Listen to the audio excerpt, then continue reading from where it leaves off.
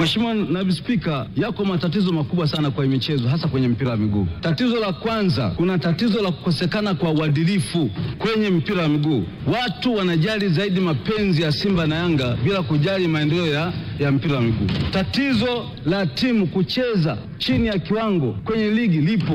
Naomba mamlaka serikali na mamlaka za mpira wa miguu ziliangalie sana hilo jambo. Yaani timu inaamua kucheza chini ya kiwango kwa sababu inacheza na timu fulani. Sasa kuna mapatano ya aina gani? Inatakiwa uchunguzi ufanyike ili kubaini tatizo hilo na kulitafutia ufumbuzi wa kudumu. Lakini kwenye swala la kuahirishwa mechi ya Simba na Yanga, Mheshimiwa Mwenyekiti, Mheshimiwa Naibu Spika, mamlaka za mpira zilisema zinafanya uchunguzi.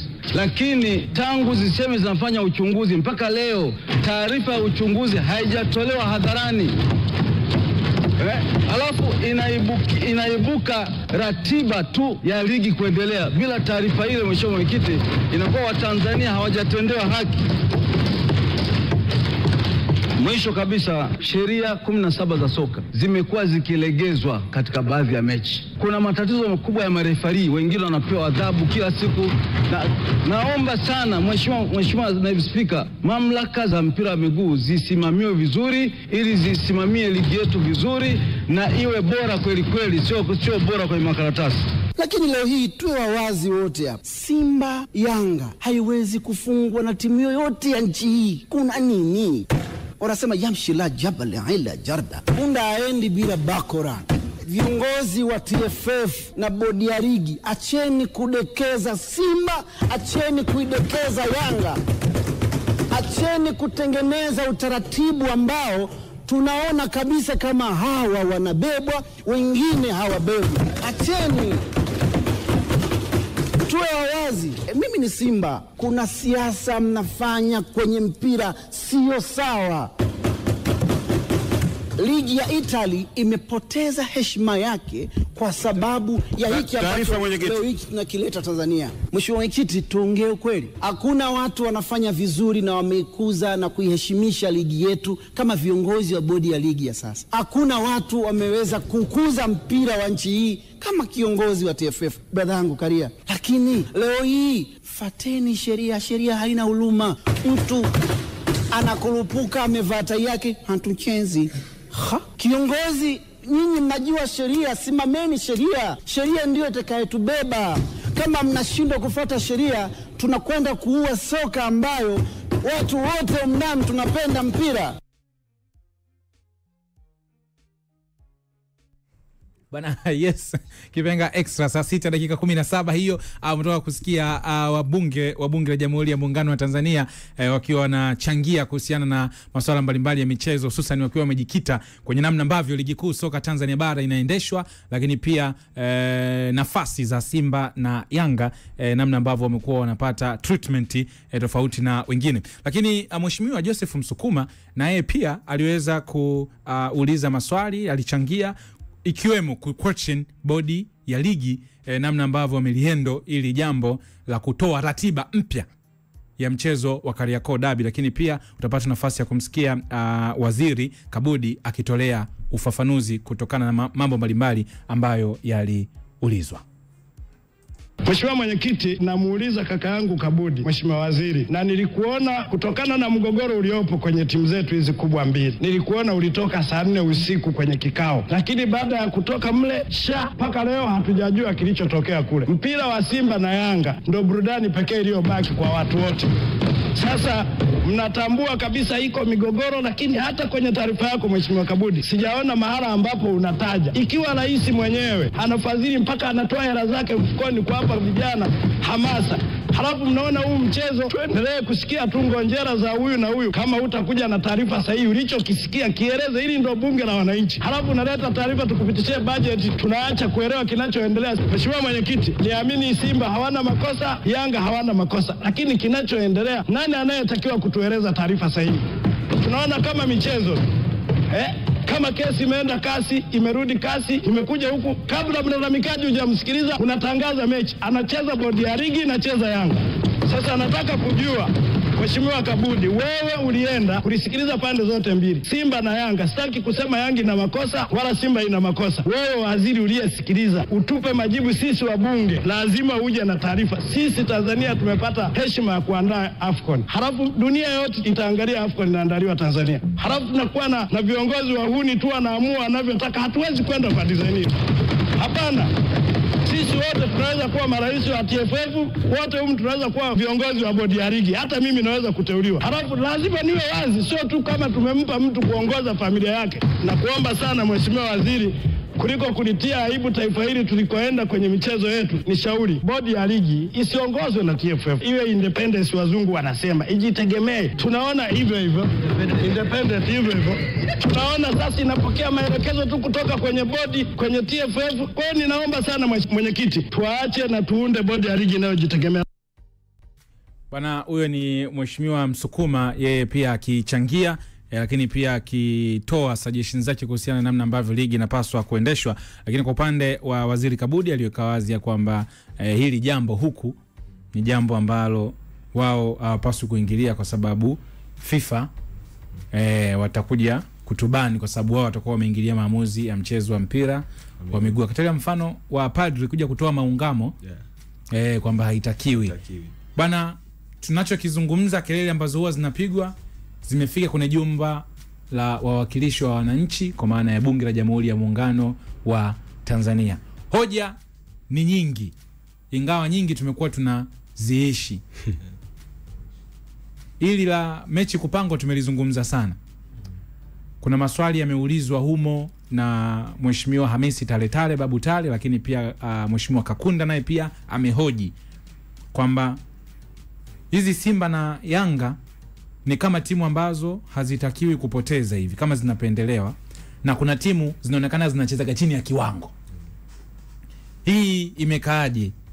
Wakanda tukianza kuzungumza vitu vilivyohojiwa bungeni vina uhalisia na namna ambavyo huwa tunauishi mpira wetu. Match fixing ni changamoto ya dunia nzima. Hamna sehemu ambayo unaweza ukasema hamna match fixing, kwa sababu hata ushahidi kwenye zile ligi bora duniani tumeshuhudia scenario kadhaa ambazo zinahusu match fixing, ambapo England msimu uliopita tulikuwa kuna mtu anaitwa Ivan Toney, kuna kina Zaniolo wamefungiwa kutokana na hizo issue. Tunakumbuka ile issue ya Juventus alishushwa daraja, Sandro Tonali tu msimu uliopita. Sasa hivi kuna uchunguzi juu ya Lucas Paqueta kutokana na namna ambavyo amekuwa akijishughulisha na sehemu moja hapa match fixing. Kwa match fixing ipo dunia nzima, lakini changamoto sasa ya match fixing ya Tanzania ina viashiria vya wazi kwamba huyu leo ametafutiwa matokeo, huyu leo amenyimwa matokeo. Na kwenye hizi engo, kuna engo ambayo inawagusa wachezaji, kuna engo ambayo inawagusa waamuzi. Lakini kuna scenario ambazo licha ya kwamba kuna vielelezo vya wazi, mamlaka kuna muda zinashindwa either kwa maksudi ama kwa kukosa tunasema ushahidi, wanashindwa kuendelea na uchunguzi wa hayo mambo. Kuna muda ushahidi unaweza ukawepo, lakini tunaweza kusema kwa kukosa ushirikiano, kwamba yule ambaye unaamini anapaswa kuwa shahidi, wamekuwa wengi wakijiweka kando na haya majambo, wanashindwa kwenda kutoa ushirikiano kwa mamlaka za uchunguzi ili wawajibishwe watu ambao wamehusika na vitendo vya rushwa. Kwangu mimi nimeshuhudia mifano kadhaa, na mfano mzuri ambao naweza nikautaja hapa ni mfano ambao umetokea mwezi mmoja kutoka hivi sasa. Mechi ya Tabora United dhidi ya Young Africans, zilivuja voice note ambazo zilithibitishwa na msemaji Christina Mwagala wa Tabora United, akikiri kwamba ni goalkeeper wao bwana Jean Amanome, kwamba yeye ndiye aliyehusika kwenye zile sauti. Na ndani ya zile sauti goalkeeper wa Tabora alikiri kusema kwamba kwanza alikuwa anaongea na mtu ambaye alisema ni anatoka upande wa Young Africans, na kwenye baadhi ya mazungumzo yake alisema kwamba nitamnukuu, alisema kwamba nyie ni timu kubwa, mimi siwezi kuachia leo ili mtufunge. Kama vipi? Shindeni kama ambavyo watani zenu Simba wanashinda kwa kutumia marefari. Arejea game yetu dhidi ya Simba, refari hakuwa kabisa upande wetu. Kwa ina maana huyu goalkeeper amegoma kupokea pesa ya Yanga, lakini akatumia reference kwamba hata walipocheza na Simba kuna sehemu ambapo waamuzi walipokea rushwa. Kwa sasa huyu mtu ukiwauliza TPLB wamechukua hatua gani dhidi yake, unakuja kukuta hamna hatua yoyote iliyochukuliwa dhidi yake. Either ni kwa maksudi, kwa kulinda hadhi ya baadhi ya timu, ama hata kulinda hadhi ya ligi. Yes, hata kulinda hiyo hadhi ya ligi yao. Kwa hiyo kwangu mimi hizi ndo zimekuwa changamoto kubwa ambazo zinawakuta miaka 2-3 nyuma kina Ulimboka. Ndio nilikuwa nalikana Kitumbo, kwamba kuonyesha sasa double standard. Kuonyesha sasa double standard ni kwamba Simba na Yanga hata kukiwa kuna ushahidi wa wazi. Ramadhan Kabwili akiwa studio hizi aliwahi kukiri kwamba aliahidiwa IST. Lakini ukiuliza kesi ilishia wapi na ilishia kwenye ile ya Kabwili tunaambiwa kijana alishindwa kutoa ushahidi wa kutosha. Kwa sababu unajua sio ushahidi, ni ushirikiano wa kutosha, sio ushahidi wa ushirikiano. Kwa sababu kama saizi unajua kwenye hilo lilozungumza unaweza ukaanza na dada yetu, si ndio? Christina ukachukua.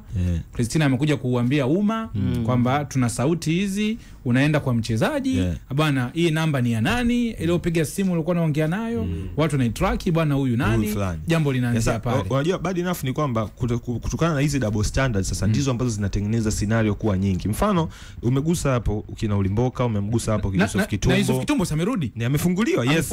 Yaani mtu ambaye alifungiwa maisha kwa shutuma za upangaji wa matokeo ametumikia adhabu miaka 2, wamemfungulia tena kwenye amejirekebisha. Amejirekebisha. Afu unajua Kitumbo unajua alifungiwa kipindi kile cha kina Malinzi. Alifungiwa kipindi cha Malinzi akafunguliwa tena. Baadaye akaja akarudi tena. Akaja amefungwa tena mwaka juzi, mwaka huu kafunguliwa tena. Toka hapo rudi miaka kadhaa nyuma. Sikumbuki ni scale ya miaka gani, lakini naweza nikaweka scale kama miaka 10 hivi nyuma. Kuna issue ilimkuta Suleiman Matola akiwa Geita Gold. Kipindi kile Geita mpaka kaja akapanda Pamba. Alipanda mbao. Yes, alipanda mbao ule msimu. Alikuwa na timu nyingi ile. Ukiangalia mbao ilikuwa 4 sio kwenye ligi kama si 3. Mbao alikuwa 5 kama sikosei. Hapo katikati kuna timu zile za jeshi za Kigoma, ilikuwa timu gani ile kupo Mbao, alikuwepo Geita. Tena Geita ndio itakiwa apande. Geita ndio itakiwa apande kwa sababu yeye ndio aliongoza ligi. Lakini mwisho wa siku kocha na baadhi ya watu walikutwa na hatia ya upangaji wa matokeo, wakafungiwa kwa muda fulani, baadaye wakarudishwa tena. Sasa hawa watu tuwape faida ya walifungiwa. Tuweke tu hapo walifungiwa kwa sababu sio watu wa Simba na Yanga. Walikutwa na hizo shutuma wakafungiwa. Lakini linapokuja swala la Simba na Yanga, hizi shutuma za rushwa zimekuepo nyingi, lakini mwisho wa siku hazichukuliwi hatua. Mfano mzuri, dabi ya Kariakoo ile ilishwa kwa sababu ya rushwa. Lakini mpaka leo ripoti bado. Kwa sababu gani? Bodi ya ligi either wanalinda hadhi ya ligi yao ama kitu kingine. Kwa hiyo kwangu mimi hizi double standards ndizo ambazo zinapelekea watu kuamini kwamba Simba na Yanga zinatengenezewa mazingira ya kushinda wazi wazi. Kwamba hata inafika hatua sio wao tu wenyewe kuanza kujihisi. Mfano leo ukisikia Simba na muhisi Yanga kwamba kwa sababu wanadhamini timu 8 GSM basi Yanga anafaidika. Ukitoa tu hiyo wengo ya wao kuhisiana wao wenyewe, hata kwenye mamlaka huku kuna namna unaona mamlaka kama zinawatengenezea hawa favor, kwa sababu hata kesi zao zikienda viral mamlaka hazichukui hatua yoyote dhidi yao. Kwa hiyo kwangu mimi Simba na Yanga, kwa kila anayehisi wanapanga matukio, ninaweza nikasimama naye kwa sababu shutuma zimekuepo, ushahidi umekuepo, lakini hatua zichukuliwe.